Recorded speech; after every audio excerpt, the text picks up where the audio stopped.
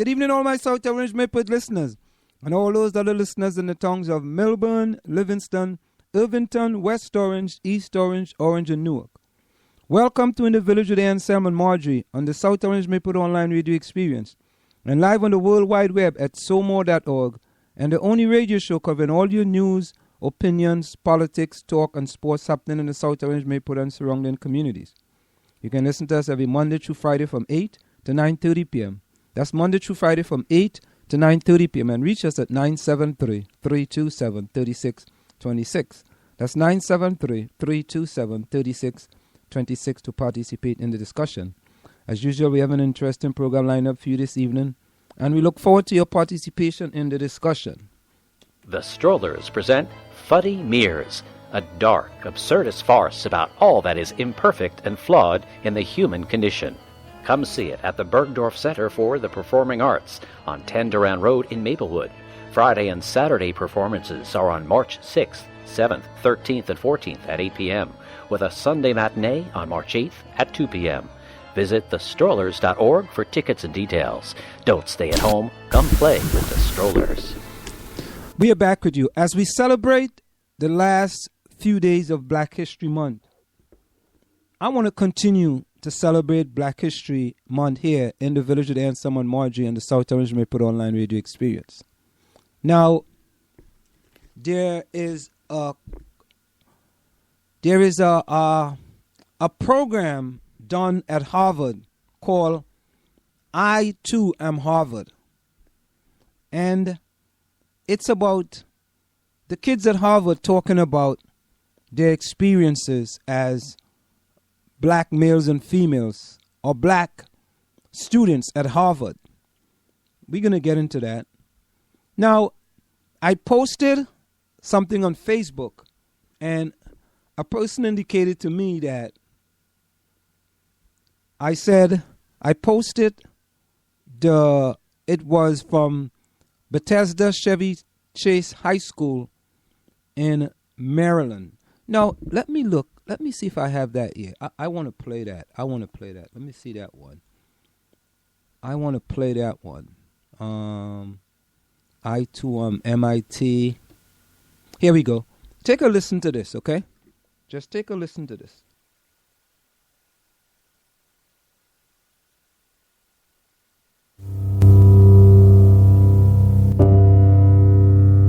I just remember that I really wanted to be part of this academic team because I see myself doing this when I get older. And I remember preparing so hard. I did get a role, and I remember coming into the room with one of our practices and one of the girls talking to another guy and saying, oh, she only got in because she's black. And at that moment, I just remember feeling so hurt. For the rest of the year, throughout the team, I just felt like everyone was looking at me like, oh, I was that black girl who made the team because she was black and not because of merit. Growing up, I felt like I had to look like the white man, dress like the white man, talk like the white man in order to be seen as being on the same level with the other white kids. And now I'm in a situation where I really don't know, like what am I? It's like you have to do all these things and you have to, it's just so hard for black students because we feel that we have to go the extra step to prove that we are on the same level and to prove that we can do it. And that is the reason why I show up every day to school and I work hard. I work so hard because I want other kids to see that it's something you can do. I mean, yeah, like some of my black friends will be like, oh, like why do you hang out with these kids all the time? Or like some of my white friends are like, oh, like you hang out with those black kids, like I didn't know that. So it's just kind of like, I feel like sometimes I'm living two lives. You should hang out with kids who make you happy or make you genuinely laugh or make you, want to have fun or want to talk to them. And so just because if that person's white, black, Asian, Hispanic, that shouldn't affect who you're friends with. I've gotten straight A's for the better part of my life, and My friend, he was new to the school, so he didn't really know me. He was like, oh, you get straight A's? You don't look like you get straight A's. Honestly, I mean, I just laughed in the moment. Then, like, once I thought about it, kind of like a little bit after the conversation, I kept thinking about it. Then it kind of hit me. Stereotypes are a safety net. People use them because they're easy. They're easy to know without getting to know people. They say, you're this way because of whatever kind of physical features you have or whatever kind of ethnic or social or racial background you have to be this way. And people see that and they're like, okay, well, if everybody is telling me that I have to be this way, then I guess I should be this way. And I do think that most of the things said are said as jokes. But I think after those jokes are said, they kind of start to settle in, and they become more than that. There's just so much more to a person than the color of their skin. I don't see why, like, in our world, that's how we've evolved as humans, is like thinking something that is darker in tone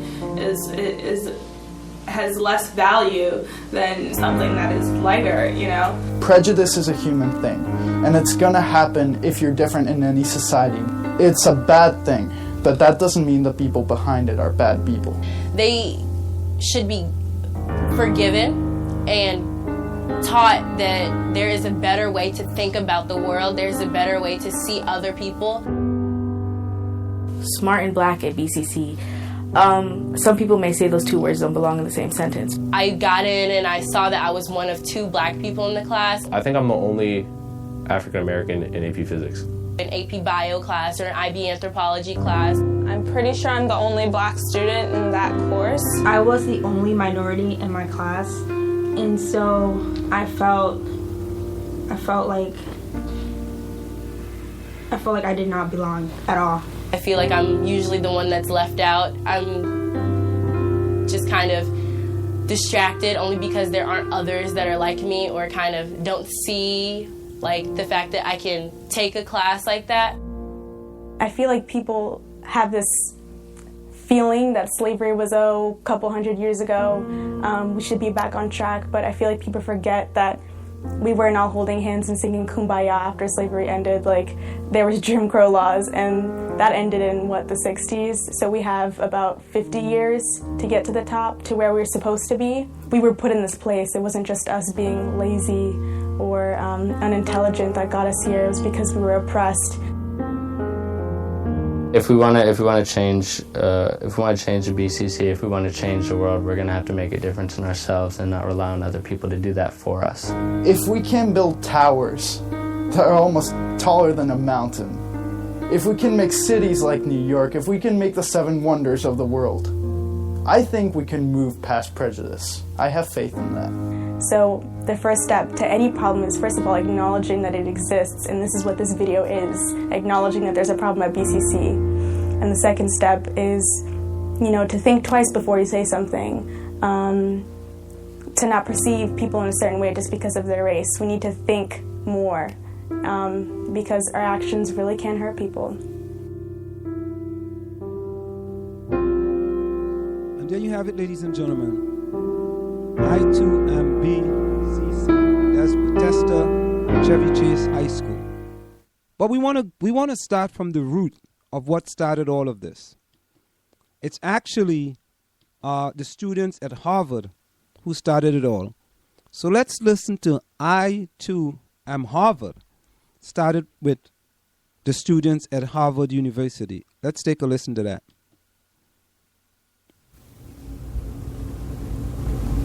Remember, we're celebrating Black History Month, ladies and gentlemen. I always question knowledge, like not necessarily like what we know, but how do we know that we actually know something in the first place? So it's like meta level questioning, and I think it's like really, really phenomenal that for hundreds of years, people were convinced that I, had I been born back then, would not be human. Black people were not human. And having that be kind of the foundation on which I've lived my experience in the United States, it makes me question things I see in class, things I see on the street, I don't know, perception. It just makes me question a lot of things. Blackness to me is faith. Having faith in what you don't see. Because we, as a people, often don't see validation. We don't see uplifting in the context of mainstream America or even situations like Harvard. So for me, it's having faith that, like, I am significant, I am valid, I am valuable, even though everything else is telling me that I'm not. Before I came to college, I had a sort of very negative understanding and vision of what it meant to be Black. It sort of just meant, like, this is the reason why my family is sort of tormented by my neighbors and why I don't really fit in at school and why I get picked on and various things. And it wasn't until college that I got to really experience the Black community.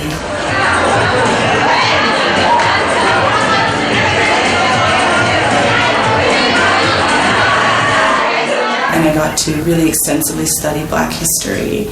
Like, studying jazz was probably the most freeing, wonderful experience I had, just because I got to see what Black people have made out of the sort of blue notes that have been projected onto their bodies ever since they were brought here. For me, being Black means to be interwoven with an immense, difficult, and beautiful history. It means to wake up every day in this brown skin, knowing that I am fearfully and wonderfully made. Being very phenotypically white, a lot of people will tell me, you don't act Black, or you don't look Black, so you aren't Black, which is kind of led me to question what makes a person Black. Is it looking Black, or is it being culturally Black, or being ethnically Black? A lot of people say that I don't speak Black. I don't really know what that means, but I got that a lot back home. Not as much here at Harvard, but a lot back home for sure. That's so great, because I was like, oh my God, we're using it now. Use the racism.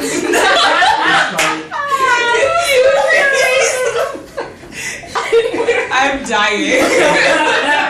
I'm dying. She showed me the video that people like it's just like.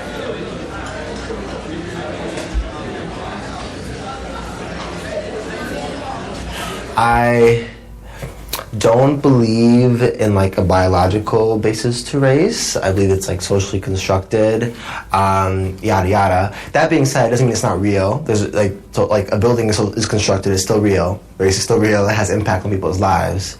And I guess being Black, it's kind of strange because on one hand it's to be recognized as a Black, to be have other people look at you and then you're Black politically and publicly, and whatever assumptions people make about you based on that. And then there's also people who consider themselves Black who are not visibly or obviously Black in that way. Even people might consider me not that way. At the beginning of the year, introducing myself to people, sometimes people would take a step back and be like, wait, what are you? And I'd say, what do you mean, what am I? And they would say, what's your race? And I'd say, well, I'm half white. And they'd be like, yeah, okay, we can see that. The red hair, the freckles. And then I'd say, I'm half Black too. And they'd say, what? You're Black? And I'd say, no, I'm half Black and I'm half white. I'm the whole package. I'm not just one and I'm not just the other. I'm both.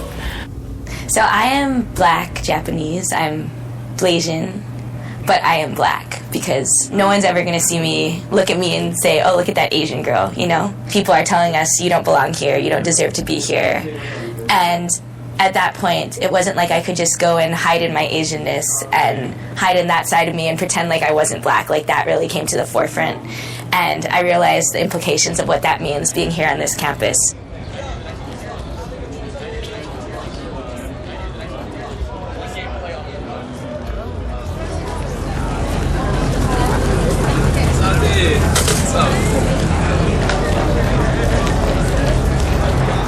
I have felt unsafe a lot at this campus as a woman identified person, as a Black person, as a queer person.